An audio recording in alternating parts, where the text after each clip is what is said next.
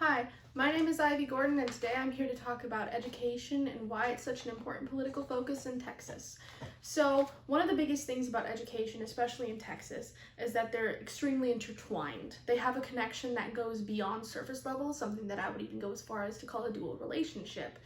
The idea of political climate mixed with ideology, and then even further paired with the idea of a wealthy elite, it causes a need for a lot of social reforms and a lot of social structures.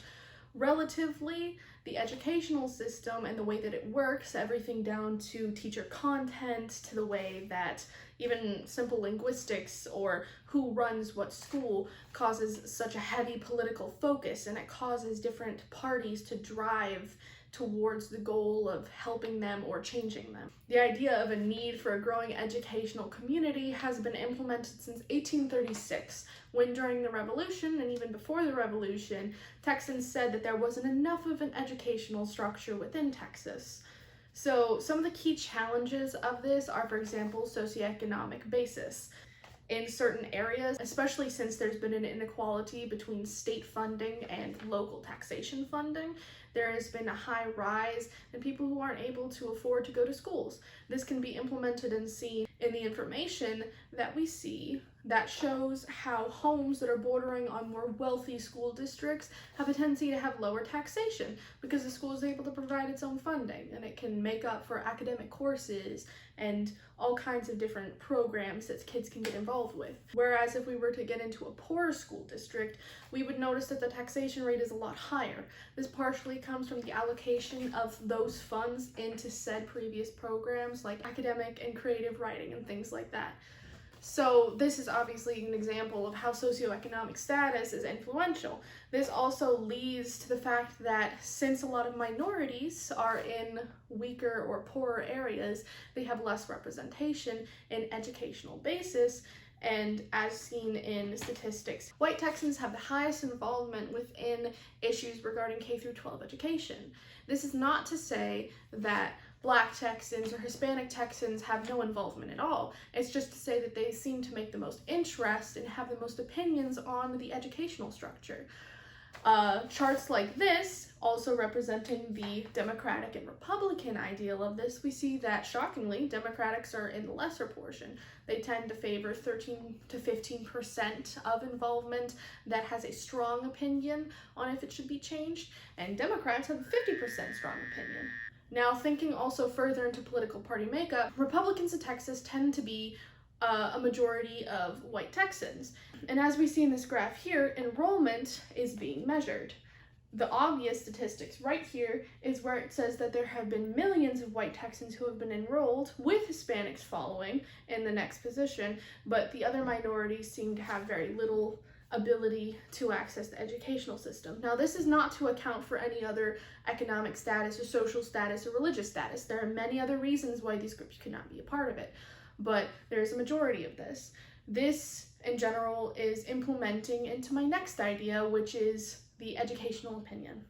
So, one thing that I could say to help these groups be able to have more of an impact is obviously in poorer areas, it doesn't matter if it's an area that's Black or Hispanic or white dominated, I think that it should be an equal taxation rate. The idea of the structure being so heavily fluctuating to the point where people who are already in economic trouble having to pay for more funds when they're already paying 64% of funds towards schools is not really fair. State involvement, I think, should also increase. Obviously, there would be some issues with this. Some people would say that it's an unfair adjustment and that the state is already having so much trouble with finances, which it is.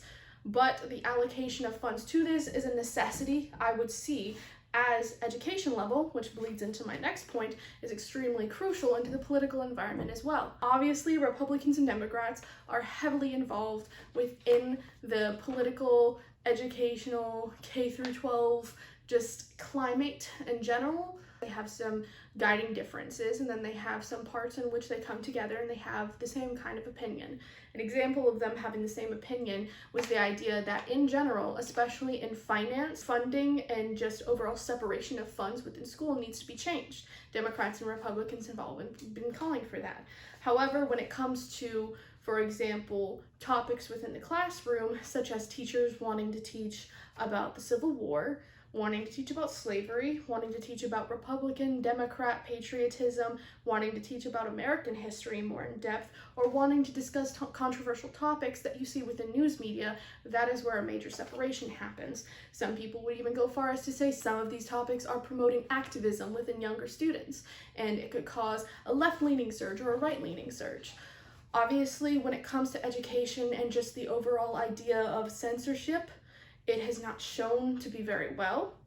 In censorship, in some cases, especially in war climates, is a whole other topic, but in educational systems, giving your children a chance to assess all values, whether it be from whichever perspective or from whichever historical standpoint, is important, and it is necessary in a child's growth. As seen in psychological reports, the access to an educational level of some sort promotes the idea of a social identity within children. Going to school and intaking these facts allows them to create their opinions, their own morals, their own complex brain structures.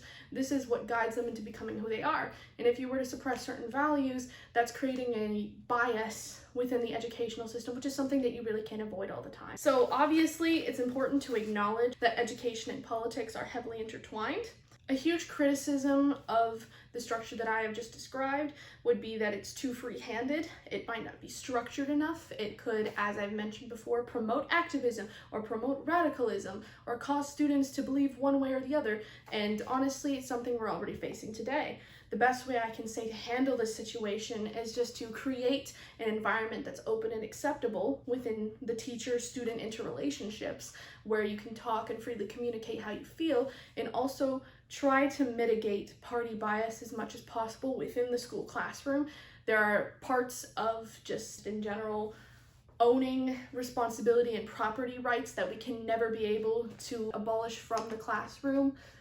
There's always going to be that level. If we can reach a common ground and create some kind of educational homeostasis and equity, which is another one of my key points, this would be beneficial to everyone as a population. Having higher learning is also a necessary factor and common factor among a lot of political leaders that we see today. In Texas, specifically, most of our political leaders are highly educated white Texans, which, if you refer back to these similar statistics, you can see that since white Texans are the most involved within education, here's another running trend.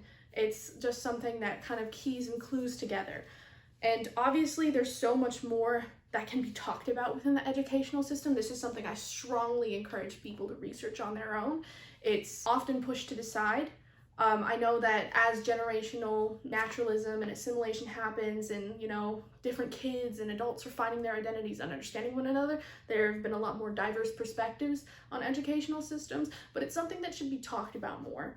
Education is so important that it's become ideologies within parties all over the place, not just left or right, but also middle grounds. Everyone has something to say, and they say it for a reason. It would be fantastic for other people to research this.